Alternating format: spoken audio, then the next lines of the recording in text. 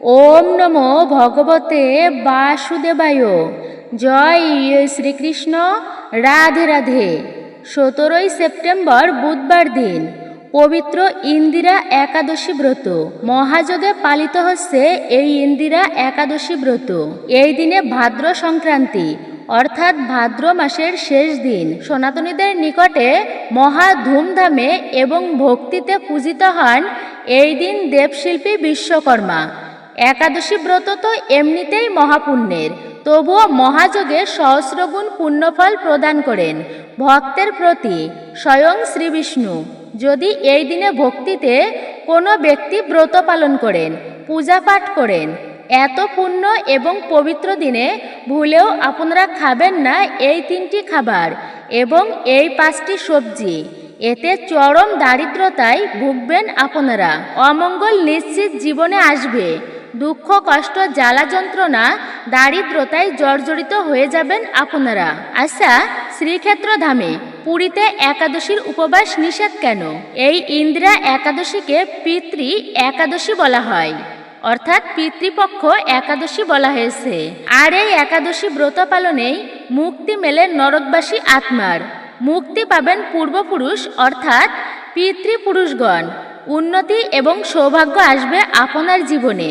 পবিত্র এই ইন্দিরা একাদশী ব্রতের দিনে অবশ্যই আপনারা এই খাবারটি, এই একটি খাবার কিন্তু অবশ্যই আপনারা খাবেনই খাবেন। এতে জীবনে চরম শান্তি আসবে, সুখ, সমৃদ্ধি ও সৌভাগ্যে ভরে উঠবে আপনার জীবন। আপনি সুস্থ ও নীরোগ থাকবেন। এই ইন্দিরা একাদশীতে রয়েছে দ্বিমত। আপনারা জানতে পারবেন সঠিক এবং পূর্ণাঙ্গ সময়সূচি এবং একাদশী ব্রতের পালনের সঠিক সময়। কোন মন্ত্রে আপনারা পালন করবেন, কিভাবে পালন করবেন এই ইন্দিরা একাদশী ব্রতের, কি কি খাবার খাওয়া যাবে আর কি কি খাবার খাওয়া যাবে না, কি কি কার্য করা যাবে, কি কি কার্য ভুলেও কিন্তু এই বিশেষ একাদশী ইন্দিরা একাদশী ব্রতের দিনে করবেন না। বছরে 24টি একাদশী ব্রতের মধ্যে একটা শ্রেষ্ঠ এবং অন্যতম বলা হয়েছে এই পবিত্র ইন্দিরা একাদশী ব্রতকে। শাস্ত্রে ব্রহ্মবৈবর্ত পুরাণে ইন্দিরা একাদশীর বিষয়ে বিশেষ মাহাত্ম্য কথা বর্ণনা করা হয়েছে, যা একটিবার শ্রবণ করলে বলা হয়েছে শ্রবণেও স্বয়ং ভগবানের কৃপা লাভ হয় এবং অন্তিমে মোক্ষ প্রাপ্তি। সর্ব পাপ বিনাশকারী এই ব্রত হচ্ছে ইন্দিরা একাদশী ব্রত। এতটাই গুরুত্বপূর্ণ হতে চলেছে আমাদের আজকের এই ভিডিওটি। প্রত্যেক সনাতনীদের জানা একান্ত প্রয়োজন। ভিডিওটি স্কিপ করবেন না, শুরু থেকে শেষ পর্যন্ত অবশ্যই ভক্তি, শ্রদ্ধা ও মনোযোগের সহিত শ্রবণ করবেন আপনারা। নমস্কার, আমি দীপা।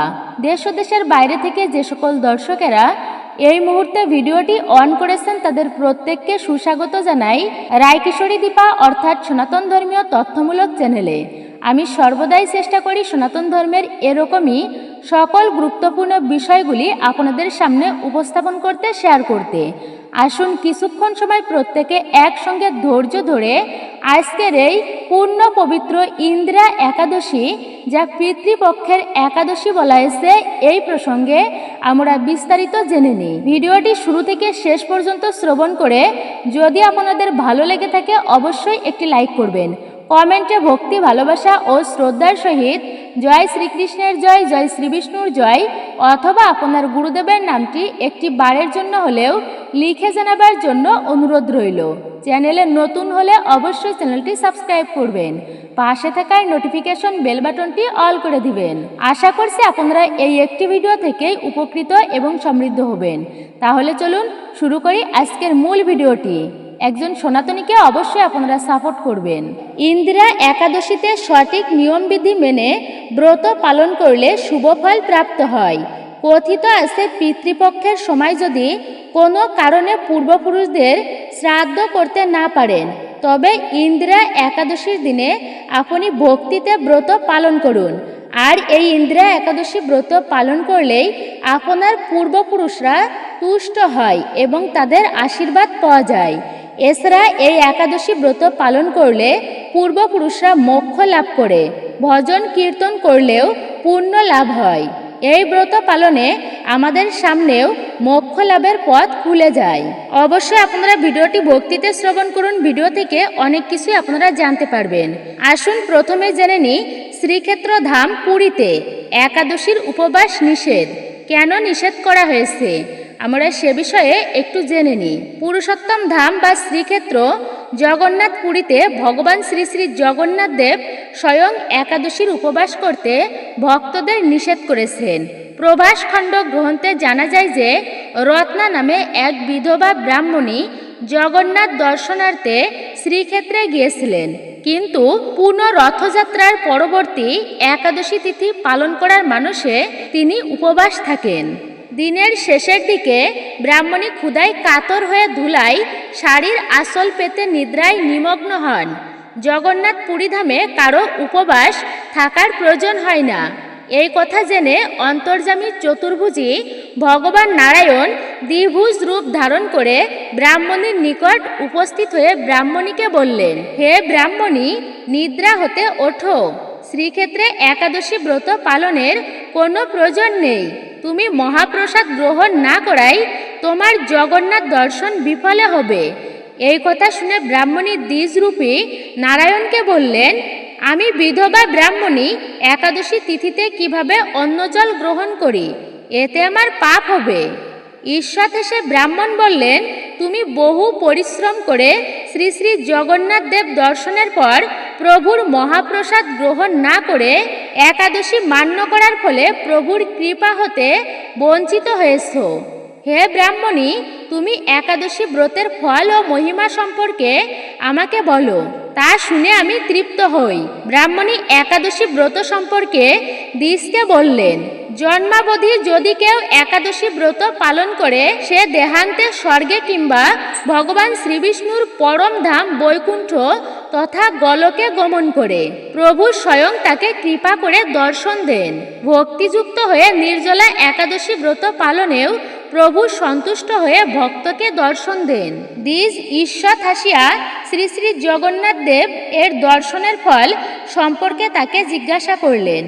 উত্তরে ব্রাহ্মণী বললেন যে রথ করে শ্রী শ্রী জগন্নাথ দেবের দর্শন করলে সে ভক্তের আর পুনর্জন্ম হয় না, তার সর্ব পাপ হতে বিমুখ হয় সেই ভক্ত। তখন ছদ্মবেশী দ্বিজরূপী ব্রাহ্মণ বললেন, তুমি পুলকিত মনে প্রভুর মহাপ্রসাদ গ্রহণ করো, প্রভু তোমার মঙ্গল করবেন।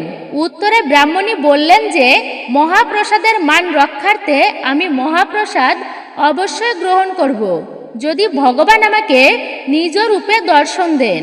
তার দিব্যরূপ আগে দর্শন করে পরে আমি একাদশী ব্রতের পারণ হিসাবে অন্য প্রসাদ গ্রহণ করতে পারব, আগে কখনোই নয়। তখন মহাপ্রভু ভক্ত ব্রাহ্মণীর মনের সংকোচ ও ভ্রম রক্ষার্থে তাকে দ্বিজরূপ পরিত্যাগ করে ভগবান শ্রী শ্রী জগন্নাথ দেব রূপে দর্শন দেন। বিধবা ব্রাহ্মণী কৃতাঞ্জলি পূর্বক প্রভু শ্রী শ্রী জগন্নাথ দেবকে ভক্তি ভরে প্রণাম করে বললেন, হে প্রভু, কলিযুগে শ্রী শ্রী জগন্নাথ রূপে তোমাকে দর্শন করেছি।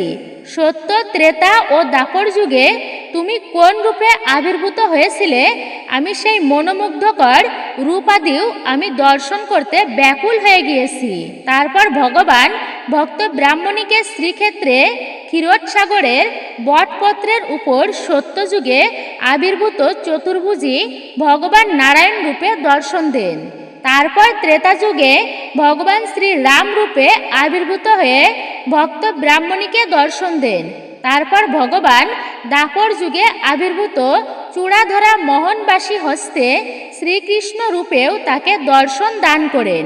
অতঃপর ভগবান কলিযুগের পাবন অবতার গৌরাঙ্গ রূপে ডোর কৌপিন বহির্বাস পরিহিত অবস্থায় এবং কাঁধে ভিক্ষার ঝুলি নিয়ে সন্ন্যাসী রূপ ধারণ করে ভক্ত ব্রাহ্মণীকে দর্শন দান করেন।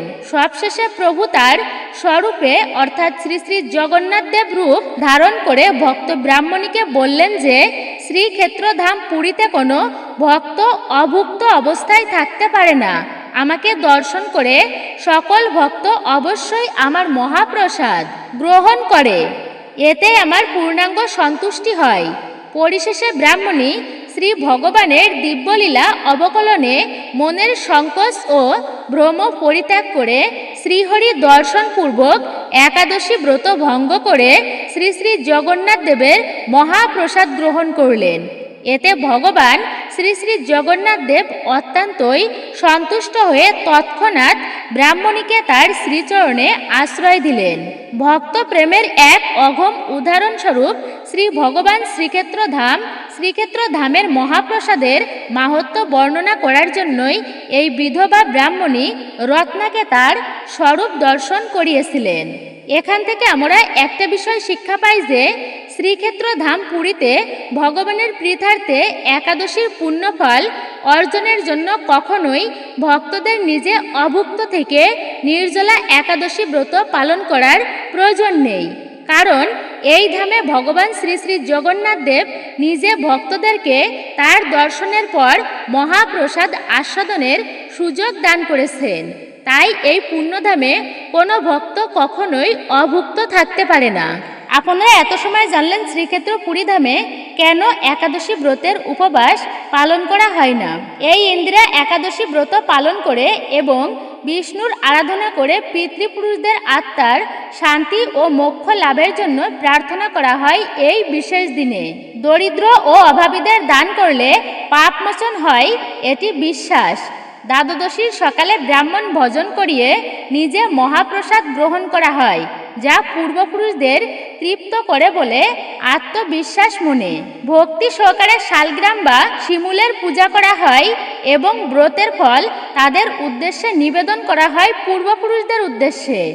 ইন্দিরা একাদশী ব্রত পালনের মাধ্যমে পূর্বপুরুষরা মোক্ষ লাভ করেন এবং তাদের আশীর্বাদে পরিবারের সদস্যরা সুখ সমৃদ্ধিতে জীবন কাটায়।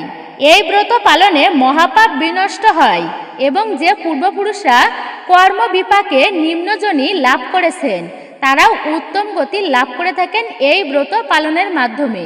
অবশ্যই আপনারা ভক্তি শ্রদ্ধা সহকারে ভিডিওটি সম্পূর্ণ শ্রবণ করেন, অনেক গুরুত্বপূর্ণ তথ্য রয়েছে। আজকের দিনের শ্রবণেও মহাপুণ্য লাভ হয়। আপনি যদি কোনো কারণবশত ব্রত পালন করতে নাও পারেন, তবুও বলা হয়েছে আপনি অবশ্যই ইন্দিরা একাদশীর ব্রত কথা ব্রত মাহাত্ম্যটি ভক্তি মনে আজকের দিনে অবশ্যই শ্রবণ করবেন। এতে বিশেষ মঙ্গল সাধিত হবে আপনারই। প্রতিটা একাদশী ব্রতের সম্পূর্ণ আলাদা গুরুত্ব এবং মহিমা রয়েছে। বছরে যে 24টি একাদশী ব্রত পড়ে প্রত্যেকটা যেহেতু ভিন্ন ভিন্ন মাহাত্ম্য রয়েছে, তবে তার মধ্যে একটা হচ্ছে শ্রেষ্ঠ একাদশী, অন্যতম একাদশী এই ইন্দিরা একাদশী। সনাতন ধর্মাবলম্বীরা প্রত্যেকেই জানে যে নববিধা ভক্তির মধ্যে একাদশী খুবই গুরুত্বপূর্ণ এবং শুভতম। প্রতিটা মাসের মধ্যেই 2টি করে একাদশী ব্রত পড়ে, একটি হয় শুক্লপক্ষে, অপরটি হয় কৃষ্ণপক্ষে। কেন শ্রেষ্ঠ বলা হয়েছে এই ইন্দিরা একাদশীকে, বা একাদশীকে এতটা শ্রেষ্ঠ বলা হয় কেন? একাদশীর দিন হচ্ছে হরিবাসরের দিন, স্বয়ং ভগবান শ্রীবিষ্ণুর বিশেষ দিন হচ্ছে এটি। এই দিনে ভগবানের পূজা অর্চনা করার ফলে বিশেষ পুণ্য লাভ হয় ভক্তদের। অন্যান্য দিনে ভগবানের পূজা অর্চনা করলে, দান ধ্যান করলে, ভগবানের নাম স্মরণ সংকীর্তন করলে যে পুণ্যফল বা সুকৃতি লাভ হয়, তার থেকেও ভগবান হাজার হাজারো গুণ সুকৃতি প্রদান করে থাকে যে একাদশীর দিনে ভগবানের পূজা অর্চনা করে বা তার সেবা করে। সেই জন্যই একাদশীর বিশেষ মাহাত্ম্য এবং গুরুত্ব রয়েছে সনাতন ধর্মে। আসুন আমরা জানি ইন্দিরা একাদশী কেন এতটা মাহাত্ম্যপূর্ণ। যদি কোনো ব্যক্তি এই ইন্দিরা একাদশী ব্রত পালন করে, পিতৃপুরুষ যদি তার নরকেও গমন করে, সেই নরক থেকে পর্যন্ত এই ব্রতের প্রভাবে, সেই ব্যক্তির পুণ্য প্রভাবে ধর্ম বলে নরক থেকে উদ্ধার করতে পারে সেই ব্যক্তি তার পূর্বপুরুষদেরকে। এমনটাই বলা হয়েছে ইন্দিরা একাদশীর মাহাত্ম্যে। এবং ভক্তি লাভ করতে পারে সেই ব্যক্তি, অন্তিমে তারও মোক্ষ প্রাপ্তি হয়। শাস্ত্রে বর্ণিত একজন রাজার পিতা নরকে পতিত হয়েছিল। সে অনেক ধার্মিক ব্যক্তি ছিলেন, তবুও অনেক ধর্মানুষ্ঠান করার পরেও তাকে নরকে যেতে হয়েছিল। তখন নারদমুনি এসে তার সন্তানকে বলেছিল, তোমার পিতা নরকে খুবই কষ্ট পাচ্ছে, তার জন্য তুমি একটি কাজ করো, তুমি ইন্দিরা একাদশী ব্রতটি পালন করো। এর ফলে তোমার পিতা মুক্ত লাভ করতে পারবে। এরপরে তার সন্তান মানে রাজা ইন্দ্র একাদশী ব্রত পালন করে এবং তার পিতার উদ্দেশ্যে ভগবানের কাছে প্রার্থনা করলেন এবং সেই ব্রতের পূর্ণ প্রভাবে তার পিতা মুক্তি লাভ করেছিলেন, নরক থেকে তিনি উদ্ধার প্রাপ্ত হয়েছিলেন। এই জন্যই ইন্দ্রা একাদশী ব্রতকে এতটা গুরুত্ব এবং মহিমান্বিত বলা হয়েছে। আর প্রতিটা ব্রত পালনেই ভগবান শ্রীবিষ্ণু তিনি অত্যন্তই প্রসন্ন হয়। আর ভগবান শ্রীবিষ্ণু যার প্রতি একটি বার প্রসন্ন হয়, জগতে তার আর কোনো কিছুরই প্রাপ্তি থাকে না। জগতের কোনো অশুভ শক্তি তার কোনো ক্ষতি করতে পারে না, কোনো শত্রু তার দিকে ফিরেও তাকাতে পারে না ক্ষতির উদ্দেশ্যে। এই জন্য সেই ব্যক্তি জীবনে সুখে শান্তিতে বসবাস করতে পারে এই একাদশীর পূর্ণ প্রভাবে। আসুন এইবার আমরা জেনে নিই 2025 সালে ইন্দিরা একাদশীর মূল তিথি কখন শুরু এবং কখন সমাপ্তি হচ্ছে, এবং এই ইন্দিরা একাদশী তিথিতে রয়েছে দ্বিমত, কবে পালন করতে হবে এই একাদশী ব্রত। আমরা প্রথমেই তা জেনে নিই। ইন্দিরা একাদশীর তিথি মানে মূল তিথি শুরু হচ্ছে 16 সেপ্টেম্বর 30 ভাদ্র মঙ্গলবার রাত্রি 3:16 এবং একাদশী তিথি সমাপ্ত হবে। এই ইন্দিরা একাদশী তিথি সমাপ্ত হচ্ছে 17 সেপ্টেম্বর ভাদ্র মাসের শেষ দিন মানে 31 ভাদ্র বুধবার রাত্রি 1:54 পর্যন্ত থাকবে এই একাদশীর তিথি। উদয়া তিথি অনুসারে আমাদেরকে ব্রত পালন করতে হবে 17 সেপ্টেম্বর বুধবার দিন, কিন্তু 18 সেপ্টেম্বর পহেলা আশ্বিন বৃহস্পতিবার মহা দ্বাদশী ব্রত, অর্থাৎ এই দিনে যে সমস্ত ভক্তরা ব্রত করবেন তাদের জন্য ব্রতের একাদশী ব্রত। আপনি ভাবছেন কোন দিন ব্রত করবেন? তবে আপনাকে বলবো এই একাদশীর ব্রত গোস্বামী মতে 17 সেপ্টেম্বর বুধবার দিন এই ইন্দিরা একাদশীর ব্রতটি পড়েছে এইবার। এক্ষেত্রে আপনি বুধবার একাদশী ব্রতটি পালন করতে পারেন। তবে যে ব্রতে একাদশী মানে দ্বাদশী থাকে সেই ব্রতে অবশ্যই একাদশী ব্রতকে ত্যাগ করে মহা দ্বাদশী ব্রত করা উচিত, এটাই হচ্ছে উত্তম। কিন্তু এইবার পড়েছে 17 সেপ্টেম্বর গোস্বামী মতে মানে বুধবার দিন একাদশী ব্রত। এক্ষেত্রে আপনি এই একাদশী ব্রতটি পালন করতে পারেন। তারপরেও কথা হচ্ছে, যদি আপনার গুরুদেব থেকে থাকেন তাহলে আপনার গুরুদেব যেই দিন বিধান দেবেন মানে যে ধারায় তিনি ব্রত পালন করেন আপনি অবশ্যই সেই ধারায় ব্রতটি পালন করতে পারেন। তবে গোস্বামী মতটাই হচ্ছে প্রকৃত বিশুদ্ধ মত। আমি কোনো মতকে কিন্তু ছোট করছি না, তবে প্রকৃত বিশুদ্ধ মত হচ্ছে গোস্বামী মত। আপনারা গোস্বামী মতে ব্রতটি পালন করতে পারেন যদি আপনার গুরুদেব না থেকে থাকে। আর গুরুদেব থাকলে তাহলে আপনি তার কাছে শুনে সে যে ধারায় ব্রত পালন করেন সেই ধারায় আপনি ব্রত পালন করতে পারেন। শাস্ত্রে পাওয়া যায় এই যে আমরা অনেকেই কম বেশি দাতা কর্ণের কথা শুনেছি। পঞ্চ পাণ্ডবের অর্জুনের সাথে যে যুদ্ধ করেছিল সেই কর্ণ ছিলেন মহাদানবীর। সে যখন দেহত্যাগ করেছে, যেহেতু সে একজন দানবীর রাজা ছিলেন, তো এই দানের ফলে তাকে স্বর্গ প্রাপ্তি করে তাকে স্বর্গের দূতরা এসে স্বর্গে নিয়ে গিয়েছে। দেবরাজ ইন্দ্র যিনি স্বর্গরাজ্যের দেবতা, তিনি কর্ণকে থাকার জন্য খুব একটা সুন্দর একটা প্রাসাদ নির্মাণ করে দিয়েছিলেন, কিন্তু খাওয়ার জন্য তাকে কোনো খাবার দেওয়াই হয়নি। সেখানে অনেক মণিমুক্তাদি, কিন্তু কোনো খাবারের ব্যবস্থাই ছিল না।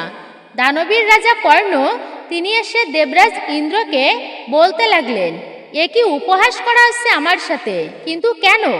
আমাকে বাস করার জন্য সুন্দর একটা প্রাসাদ দেওয়া হয়েছে, কিন্তু খাবারের কোনো ব্যবস্থা করাই হলো না, এটা কেমন উপহাস?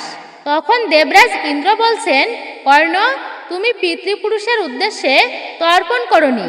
তর্পণ করার যে কতটা পুণ্য তা তুমি অর্জন করতে পারোনি, কিন্তু তর্পণ না করলে যে পাপ হয় সেই পাপের ভাগী হয়েছো তুমি। তুমি যতই ধর্ম পালন করো, যতই তুমি দান করো, তবে তোমার ভক্তির জন্য এইগুলো আয়োজন করা হয়েছে। কথা হচ্ছে তুমি যে পিতৃপুরুষের উদ্দেশ্যে কোনো তর্পণ করোনি, যার ফলে তোমার পাপ হয়েছে, আর এই কারণেই তোমার খাবারের জন্য কোনো ব্যবস্থা করা হয়নি। দেবরাজ ইন্দ্র বললেন, কর্ণ তুমি একটা কাজ করো, এর থেকে তুমি পরিত্রাণ অর্থাৎ মুক্তি পেতে যদি চাও তাহলে তুমি পৃথিবীতে যাও আর সেখানে গিয়ে তুমি পিতৃপুরুষের উদ্দেশ্যে তর্পণ করো। তখন দানবীর রাজা কর্ণ বলতে লাগলেন, আমার তো দোষ ছিল না, আমি তো কোনোদিনই জানতে পারিনি আমার আসল পিতামাতাকে।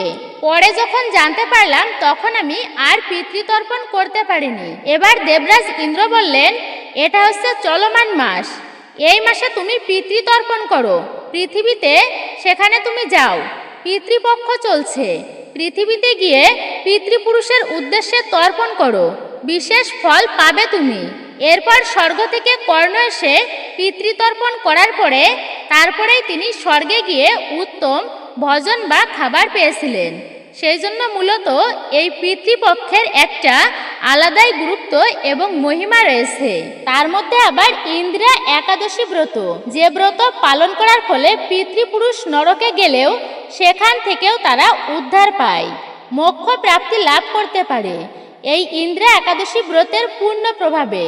যদি কোনো ব্যক্তি এই ব্রত অর্থাৎ যে 24টি একাদশী ব্রত রয়েছে তার যে কোনো ব্রতই যদি কোনো ব্যক্তি ভক্তি সহকারে পালন করেন, ভগবান শ্রীবিষ্ণু তাহার উপরে বিশেষ প্রদান করেন, কৃপা ফল বিশেষভাবে প্রদান করেন, বর্ষিত করেন বিশেষ কৃপা, তিনি অত্যন্তই প্রসন্ন হন, সেই ব্যক্তি সকল পাপ হতে মুক্ত হয়।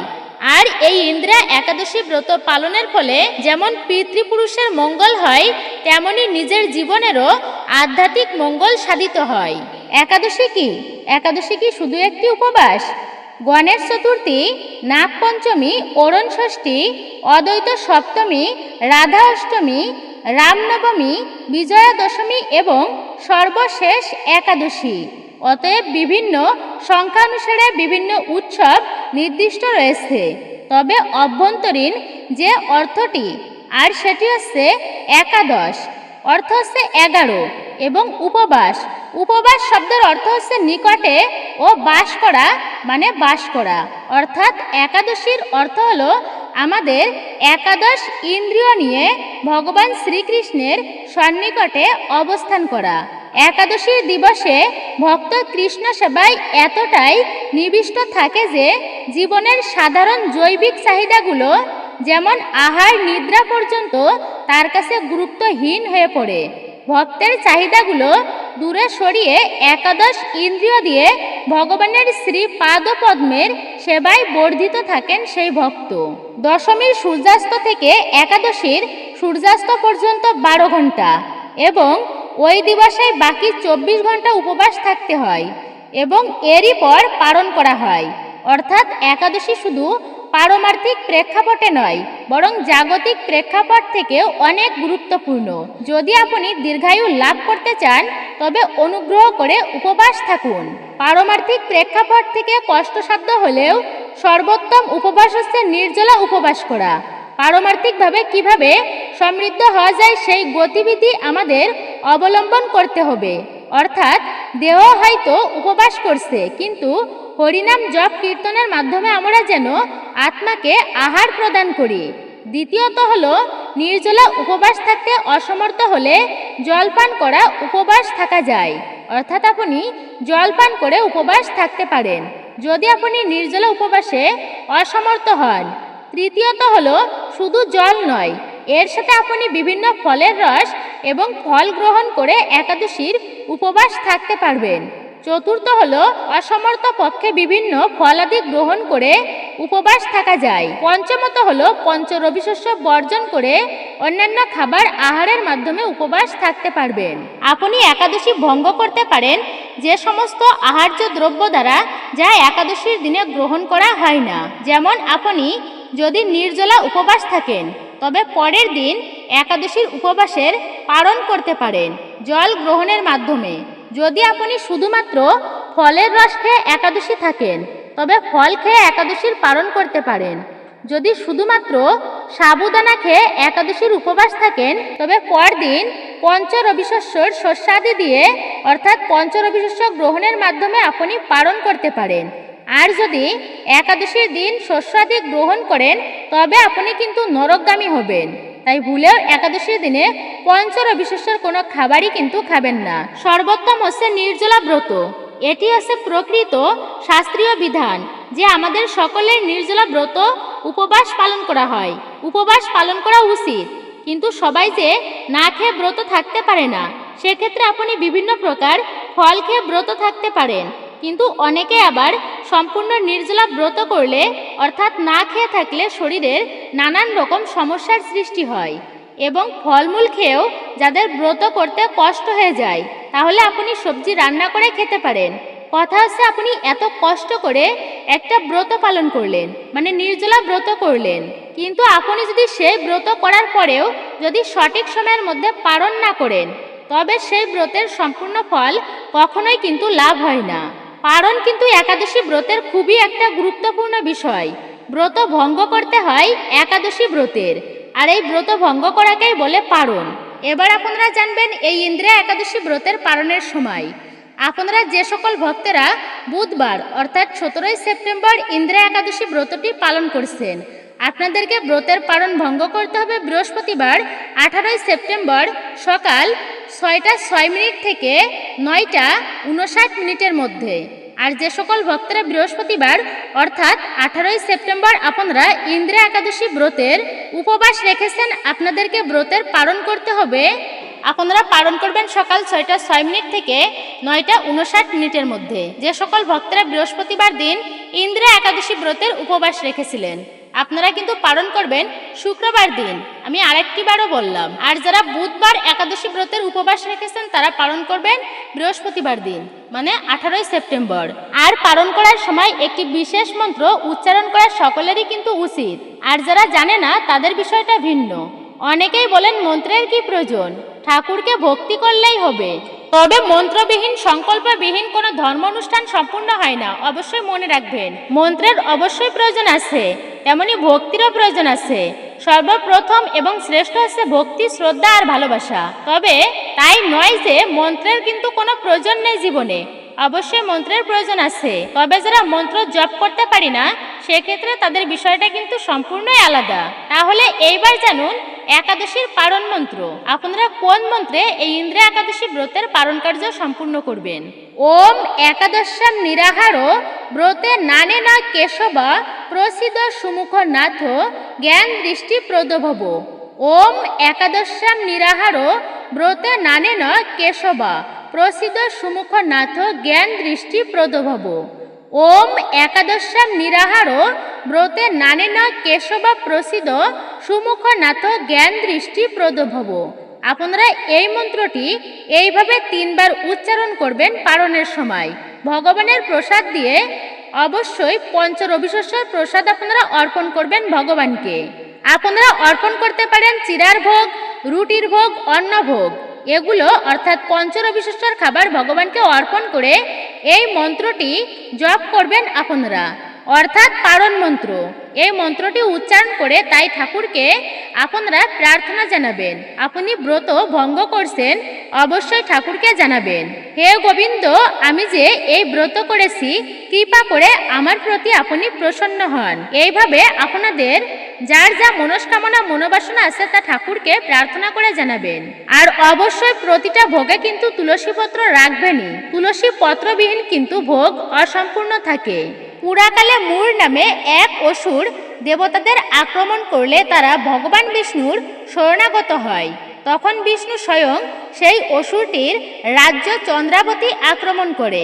তাদের মধ্যে হাজার হাজার বছর যুদ্ধ হয়। অবশেষে যুদ্ধের সময় বিষ্ণু ক্লান্ত হয়ে পড়লে বিশ্রামের জন্য বদ্রিকা আশ্রমে হিমাবতী নামে একটি গুহায় প্রবেশ করেন। ওই বিশ্রামকালে মূর ভগবানকে ওই গুহায় আক্রমণ করতে উদ্যত হলো। ভগবানের বাম অঙ্গ থেকে এক দেবী প্রকাশিত হলেন, অসুরটির মস্তক ছিন্ন করলেন। বিষ্ণু তখন নিদ্রা ভঙ্গ করে সেই দেবীকে জিজ্ঞাসা করেন, যাকে আমি হাজার হাজার বছর যুদ্ধ করেও পরাস্ত করতে পারলাম না, তাকে আপনি বধ করলেন। একাদশী মৃদু এসে উত্তর দিলেন, আমি আপনার কৃপা ও অনুকম্পার প্রতিমূর্তি। যারা একাদশী দিবসে ভগবান শ্রীকৃষ্ণের নাম জপ করেন এবং তুলসী ও চন্দন দ্বারা ভগবানের বিগ্রহ আরাধনা করে, তারা নিশ্চিত ভগবানের ধামে প্রত্যাবর্তন করবেন। হরিভক্তি বিলাস। তাই যারা একাদশী পালন করছে তারা এই সুমঙ্গল লাভ করছেন। আর যারা করেন না তাদের জন্য অনতি বিলম্বেই এই ব্রত পালন করা কর্তব্য। অবশ্যই যদি আপনি ব্রত পালন না করে থাকেন তাহলে এই ব্রত থেকেই শুরু করেন আপনারা একাদশী ব্রত পালন করা। সাধারণত একাদশী ব্রত পালনের নিয়ম হলো দশমী ও দ্বাদশীতে এক আহার এবং একাদশীতে নির্জলা উপবাস পালন করা। অসমর্থ পক্ষে দেহকে সচল রাখার জন্য যতটুকু প্রয়োজন ততটুকু বিধি সম্মতভাবে আহার করা এবং আমাদের একাদশ ইন্দ্রিয় দিয়ে ভগবানের সেবায় যুক্ত থাকা। এই জন্য আমরা শাস্ত্র অধ্যয়ন করি একাদশীর দিনে, শ্রবণ ও বৈষ্ণব সঙ্গ করতে পারি, ভক্ত সঙ্গ, সাধু সঙ্গ, ভগবানের নাম জপ কীর্তন মন্ত্র জপের উপর কিন্তু আর কোনো কিছু নেই। ভক্ত সঙ্গে বিশেষ করে বেশি কৃপা লাভ করা যায়। সম্ভব হলে পবিত্র তীর্থস্থান ভ্রমণ করতে পারেন, ভগবানের নাম কীর্তন করতে পারেন। ভগবানের নাম কীর্তন, তুলসী দেবী ও ভগবানের অর্চা বিগ্রহের সেবা করতে পারি এবং দৈহিক প্রয়োজন হ্রাস করে আত্মার প্রয়োজন বৃদ্ধি করতে পারি। আমরা বিনম্রতা, সহিষ্ণুতা, সরলতা সহকারে বৈষ্ণবের আমরা সেবা করতে পারি এই বিশেষ দিনে। এইভাবে আমরা একাদশী ব্রতের দিনটি বা রাত্রি যাপন করতে পারি, অতিবাহিত করতে পারি ভগবানের সেবায় নিজেকে নিযুক্ত রেখে। একাদশী কি শুধুমাত্র উপবাস করলেই হবে? তা কিন্তু নয়। একাদশী শুধুমাত্র উপবাস করার জন্য নয়। এই দিনে যে শুধুমাত্র আপনি উপবাস করে থাকলেন তা কিন্তু নয়। এই দিনে উপবাস রেখে স্বয়ং ভগবান শ্রীবিষ্ণুর জন্য আপনি দিনটি অতিবাহিত করুন। তার নাম, গুণকীর্তন, সাধুসঙ্গ, ভক্তসঙ্গ, শাস্ত্রাদি পাঠ বা শ্রবণ করে এমনকি যে দিনের একাদশী ব্রত সেই দিনের ব্রত কথা, ব্রত মাহাত্ম্য অবশ্যই পাঠ শ্রবণ করে তাই ঠাকুরের উদ্দেশ্যে এই দিনটি বিশেষভাবে অতিবাহিত করার জন্য, তাই শুধুমাত্র না খেয়ে থাকার জন্য নয়। একদিন গরুরের পিঠে চড়ে ভগবান চললেন যমরাজের মন্দিরে। ভগবানকে যমরাজ উপযুক্ত স্বর্ণ সিংহাসনে বসিয়ে পাদ্য, অর্ঘ্য ইত্যাদি দিয়ে যথাবিধি তার পূজা অর্চনা করলেন। যমরাজের সঙ্গে কথোপকথনকালে ভগবান শুনতে পেলেন দক্ষিণ দিক থেকে অসংখ্য জীবের আর্তনাদ, ক্রন্দন ধ্বনি ভেসে আসছে। তিনি প্রশ্ন করলেন, এই আর্তনাদ কিসের? কেন এত ক্রন্দন? মহারাজ যমরাজ তিনি বললেন, প্রভু, মর্তবাসীর মানুষ, সেই মানুষেরা পাপকর্ম করে আর পাপকর্মের ফলে নিজ কর্মদেশে নরক যন্ত্রণা ভোগ করছে, নরকের সাজা ভোগ করছে তারা। ভগবান বিষ্ণু তখন যমরাজকে বললেন, কিভাবে এই নারকীয় যন্ত্রণা থেকে এই সমস্ত পতিত জীবরা উদ্ধার পাবে? তখন যমরাজ বললেন, আমি তো জানি না, আপনি আমার আরাধ্য ভগবান, এই বিষয়টি কিভাবে সমাধান করা যায় তা আপনি একমাত্র বলতে পারেন। এভাবে শ্রীবিষ্ণু যখন গভীর ভাবনায় নিমগ্ন হয় তখন তার হৃদয়ের অনুকম্পা থেকে এক নারী শক্তির প্রকাশ ঘটে। তখন সেই নারী শক্তি বলেন, এই দিবসে কেউ যদি পারমার্থিক কার্যকলাপের মাধ্যমে আমার প্রভু বিষ্ণুর অনুসন্ধান করে তবে আমি প্রতিজ্ঞা করছি যে আমি তার সমস্ত পাপ বিদূরিত করব। তখন নরকের সেই সমস্ত পাপী একনিষ্ঠভাবে এই বাণী গ্রহণ করে ভগবান শ্রীবিষ্ণুর পবিত্র নাম করতে লাগলেন এবং এর মাধ্যমে খুব দ্রুত তারা পাপ থেকে মুক্ত হন। তখন বিষ্ণু জিজ্ঞাসা করলেন, তুমি কে? তোমাকে কে প্রেরণ করেছে? তখন একাদশী বলেন, যে পতিত জীবদের জন্য আপনার হৃদয়ে ক্রন্দন হচ্ছে, সেই হৃদয়ের অনুকম্পা থেকেই আমি প্রকাশিত হয়েছি। হে ভগবান, আমাকে এই বর দিন যে এই দিনে কেউ যদি আপনার পবিত্র নাম জপ করে, কীর্তন করে, তবে তারা যেন এই নরকের জীবদের মতো সমস্ত পাপ থেকে মুক্ত হয়ে আপনার ধামে প্রবেশ করতে পারে। বিষ্ণু একাদশীর এই প্রার্থনা শ্রবণ করে বললেন, তথাস্তু। কিছুদিন পরে ভগবানের সৃষ্ট পাপ পুরুষ এসে শ্রীহরির কাছে করজোড়ে প্রার্থনা করতে লাগলো, হে ভগবান, আমি আপনার প্রজা, আমাকে যারা আশ্রয় করে থাকে তারা তাদের কর্ম অনুযায়ী উদ্ধার প্রাপ্ত হচ্ছে। দুঃখ দান করাই ছিল আমার কাজ তাদের, কিন্তু সম্প্রতি একাদশীর প্রভাবে আমি কিছুই করতে পারছি না। আমি বরং ক্ষয়প্রাপ্ত হচ্ছি আর কোথাও আমি আশ্রয় পাচ্ছি না। তো পাপাচারী ব্যক্তিরাও উদ্ধার হয়ে বৈকুণ্ঠের বাসিন্দা হয়ে যাচ্ছে। হে ভগবান, আমার কি গতি হবে? আমি কাকে আশ্রয় করে থাকব? সবাই যদি বৈকুণ্ঠে চলে যায় তবে এই মর্ত জগতের কি হবে? আপনি বা কার সঙ্গে ক্রিয়া করবেন। পাপ পুরুষ প্রার্থনা করল, ভগবান, যদি আপনার সৃষ্ট এই বিশ্বে ক্রিয়া করবার ইচ্ছা থাকে তবে আপনি আমার দুঃখ দূর করুন। আমি আপনার শরণাপন্ন হয়েছি। হে ভগবান, এখন দেখছি আপনার সৃষ্ট অনন্ত কোটি এই ব্রহ্মাণ্ডের মধ্যে একাদশী প্রাধান্য লাভ করেছে। আমি কোথাও যে একটুকু আশ্রয়ও পাচ্ছি না। আপনি কৃপা করে আমায় একটি নির্ভরযোগ্য স্থান দিন, আশ্রয় দিন। পাপ পুরুষের প্রার্থনা শুনে ভগবান শ্রীহরি বললেন, হে পাপ পুরুষ, তুমি কষ্ট পেও না, দুঃখ পেও না। যখন একাদশী তিথি আসবে এই ত্রিভুবনকে পবিত্র করতে আবির্ভূত হবে আমার মূর্তি একাদশী। সে দেবী রূপে যখন আসবে তখন তুমি অনু অর্থাৎ পঞ্চ রবিশস্যের মধ্যে আশ্রয় গ্রহণ করবে। তাহলে আমার মূর্তি একাদশী তোমাকে বধ করতে পারবে না, তোমাকে ধ্বংস করতে পারবে না। একাদশী ব্রত এবং দ্বাদশী ব্রত পালন করার উদ্দেশ্য হলো ভগবানের প্রসন্নতা বিধান করা। যারা কৃষ্ণ ভক্তিতে অগ্রসর হতে চান তাদের অবশ্যই কর্তব্য নিয়মনীতিভাবে নিয়মিত একাদশী ব্রত পালন করা উচিত। ইন্দিরা একাদশীর এই টোটকায় মুক্তি পাবেন পূর্বপুরুষ অর্থাৎ পিতৃপুরুষ। উন্নতি আসবে আপনার জীবনে। এবার জানুন, পিতৃপক্ষের সময় যে একাদশী পালিত হয় আর তা হচ্ছে ইন্দিরা একাদশী নামে পরিচিত।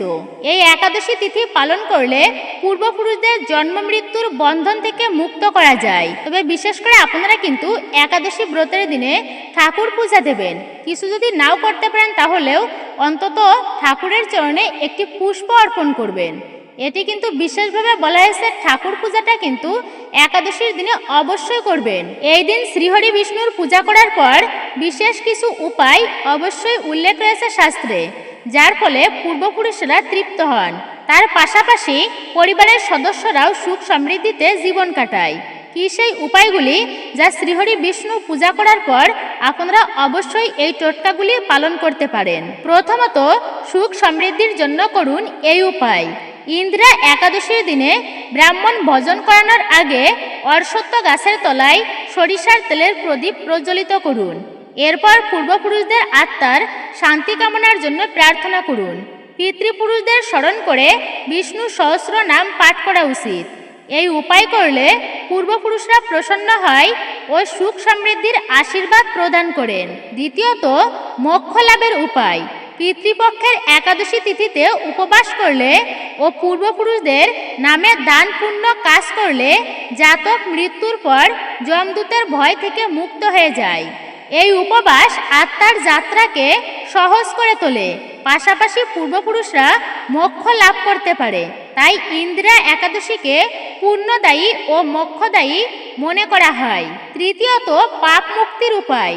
ইন্দিরা একাদশীর দিনে সূর্যোদয় ও সূর্যাস্তের সময় তুলসীর সামনে 5টি দেশি ঘিয়ের প্রদীপ প্রজ্বলিত করুন এবং 11 বার পরিক্রমা করুন দেবী তুলসীকে।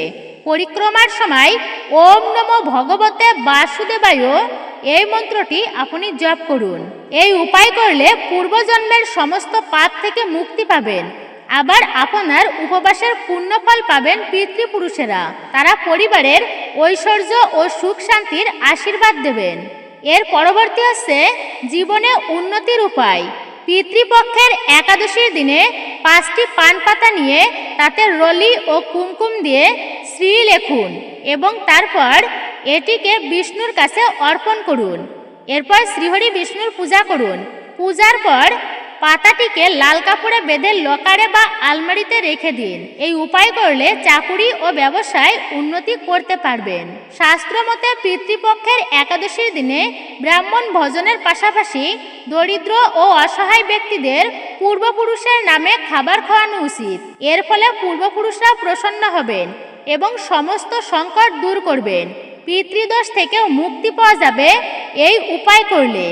এই দিন উপবাস করে ব্রাহ্মণ ভোজন ও তর্পণ বিধি করলে সমস্ত মনস্কামনা পূর্ণ হয়। পিতৃপক্ষের সময়ের একাদশীকে বলা হয় ইন্দিরা একাদশী। আপনারা আর কিছুক্ষণ সময় ধৈর্য ধরে আসুন, এই ইন্দিরা একাদশীর ব্রতকথা ব্রত মাহাত্ম্য একটি বারের জন্য হলেও আমরা শ্রবণ করি। শ্রবণা মঙ্গলম, শ্রবণেও বিশেষ মঙ্গল সাধিত হয়। অবশ্যই আপনি শ্রবণ করবেন। যদি আপনি কোনো কারণবশত একাদশী ব্রতটি না রাখতে পারেন, তবুও বলা এসে যদি আপনি একটিবার শ্রবণ করেন, তবে অনেকাংশেই সেই ব্রতের পুণ্যফল প্রাপ্ত করা যায়। আর অবশ্যই ব্রতকথা শ্রবণ শেষে ঠাকুরের উদ্দেশ্যে একটি পুষ্প এবং একটি প্রদীপ প্রজ্বলিত করবেন, একটি পুষ্প ঠাকুরের চরণে অর্পণ করবেন, একটি তুলসী পত্র ঠাকুরের চরণে অর্পণ করবেন। ভগবান অত্যন্ত প্রসন্ন হবেন আপনার প্রতি। মণিমুক্তাদি দান করলেও তিনি ততটা প্রসন্ন হয় না যতটা প্রসন্ন হয় তুলসীপত্র অর্পণে। ভগবান শ্রীহরি বিষ্ণুর ভোগে তুলসীপত্র না দিলে কিন্তু সেই ভোগ সম্পূর্ণ হয় না, তিনি সেই ভোগ গ্রহণ করে না। আর তার পূজায় যদি তুলসীপত্র অর্পণ না হয়, তাহলেও কিন্তু সেই পূজা অসম্পূর্ণ থেকে যায়। তা আসুন আমরা শ্রবণ করি ইন্দ্রা একাদশীর মাহাত্ম্য কথা, ব্রত কথা। এরপরেই আমরা জানব এই একাদশীর দিনে কোন খাবার ভুলেও খেতে নেই, কোন 3টি খাবার এবং সবজি ভুল করেও খেতে নেই এই ইন্দ্রা একাদশী ব্রতের দিনে। তাহলে সব থেকে অশুভ হয় জীবনে এবং দারিদ্রতা প্রবেশ করে অমঙ্গল হয়। মহারাজ যুধিষ্ঠির বললেন, হে মধুসূদন, আশ্বিন মাসের কৃষ্ণপক্ষে একাদশীর কি নাম তা কৃপা করে বলুন। শ্রীকৃষ্ণ বললেন, হে রাজন, আশ্বিন মাসের একাদশী ইন্দ্রা নামে পরিচিত। এই ব্রত প্রভাবে মহাপাপ বিনষ্ট হয়, এমনকি কর্মবিপাকে যারা নিম্নজনী লাভ করেছেন সেই পূর্বপুরুষদেরও উত্তম গতি লাভ হয়। এই একাদশীর মাহাত্ম্য শোনা মাত্রই সামবেদীর যজ্ঞফল প্রাপ্ত হওয়া যায়। হে রাজন, মাহিষ্মতি নগরে ইন্দ্রসেন নামে এক প্রসিদ্ধ রাজা ছিলেন। ধর্মবিদ অনুসারে রাজ্য পালন করতেন তিনি বিশেষ খ্যাতিসম্পন্ন ছিলেন। তার বিপুল ধনসম্পত্তি ছিল, পুত্র পৌত্রাদি সহ তিনি সুখেই রাজ্য পরিচালনা করতেন। বিষ্ণুভক্তি পরায়ণ সেই রাজা নিরন্তর শ্রী গোবিন্দর নাম গুণগানে মগ্ন থাকতেন। একদিন রাজা সুখের রাজসভায় বসে আছেন, এমন সময় দেবর্ষি নারদ স্বর্গ থেকে সেখানে এলেন। তাকে দর্শন করে রাজা হাত জোড় করে উঠে দাঁড়ালেন, দণ্ডবত প্রণাম করে মুনিকে আসন, পাদ্য, অর্ঘ্য আদি ষোড়শ উপাচারে পূজা নিবেদন করলেন।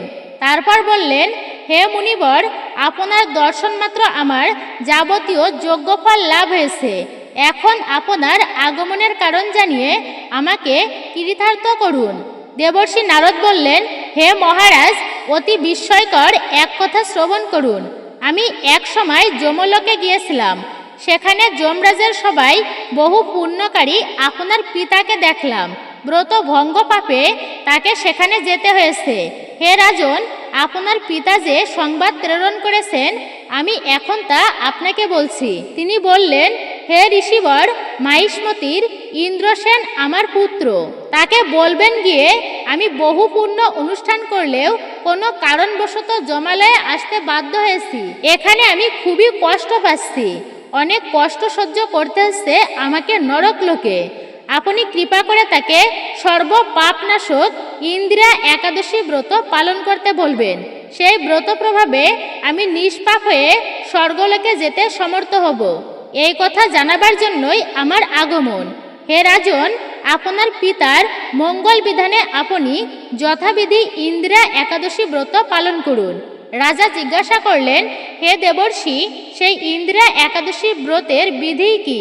কোন তিথি বা কোন পক্ষে এই একাদশী ব্রত পালন করা উত্তম বা একাদশী ব্রত পালন করা কর্তব্য, তা কৃপা করে আমাকে বলুন।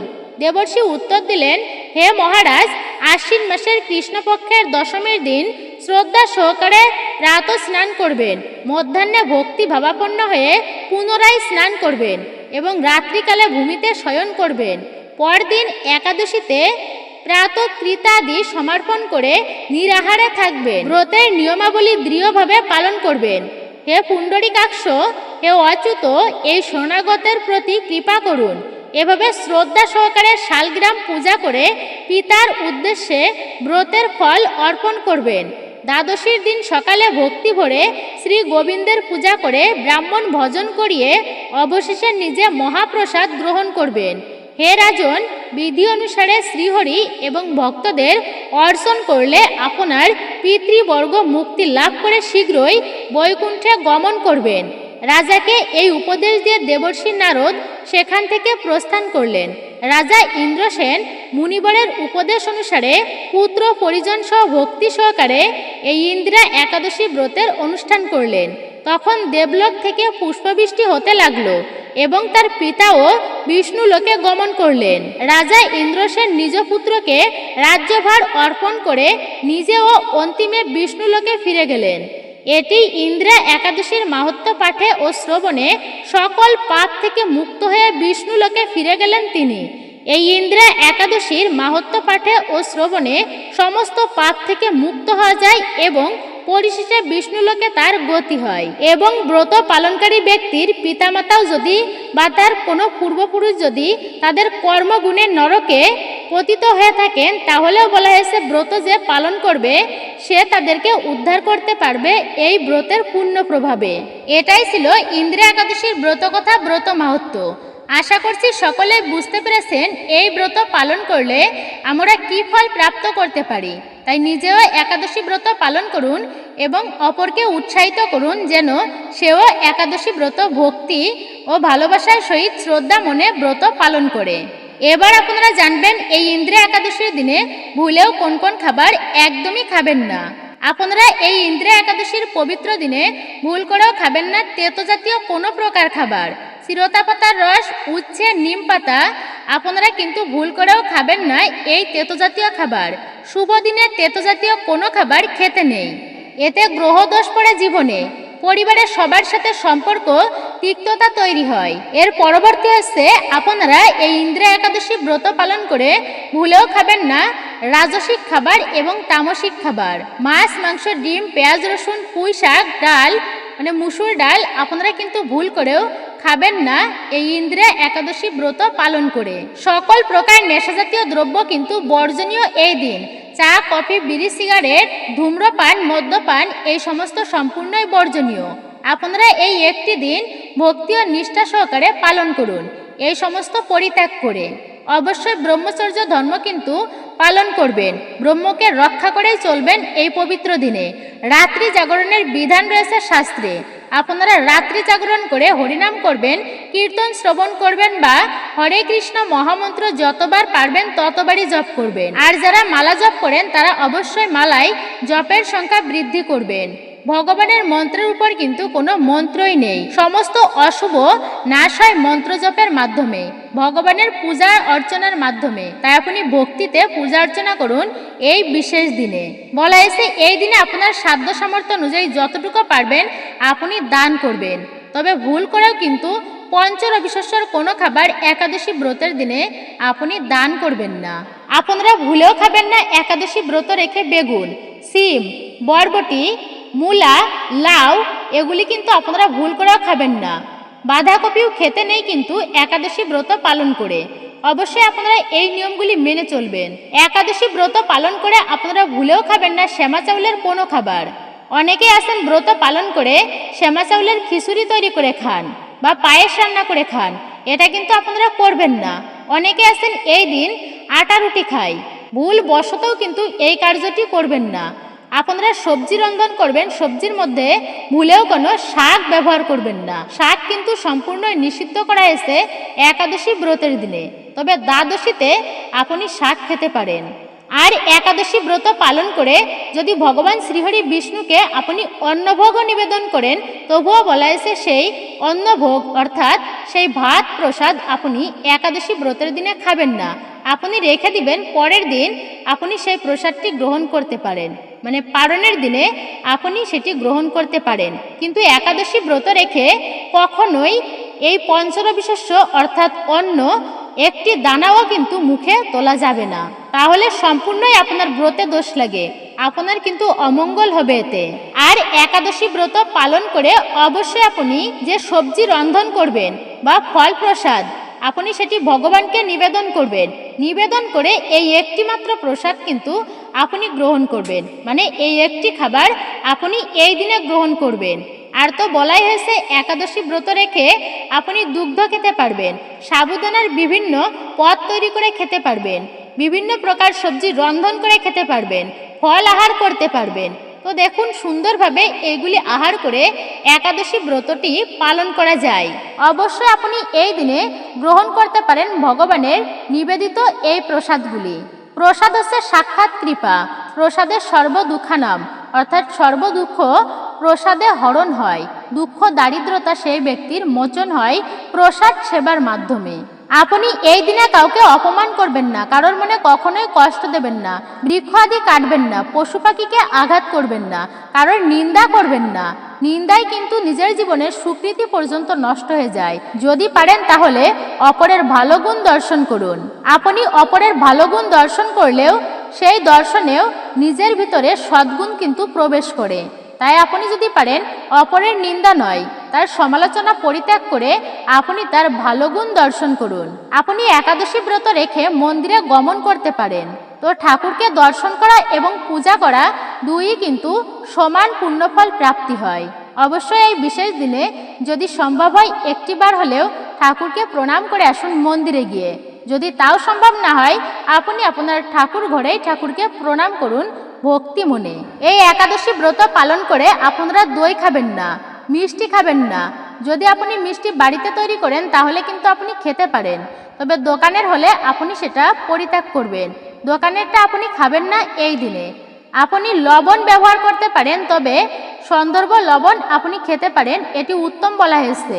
আর যদি সম্ভব না হয় তাহলে সবজি রন্ধনের সময় আপনি সাধারণ লবণের ব্যবহারও করতে পারেন। মরিচ এবং হলুদ ব্যবহার্য।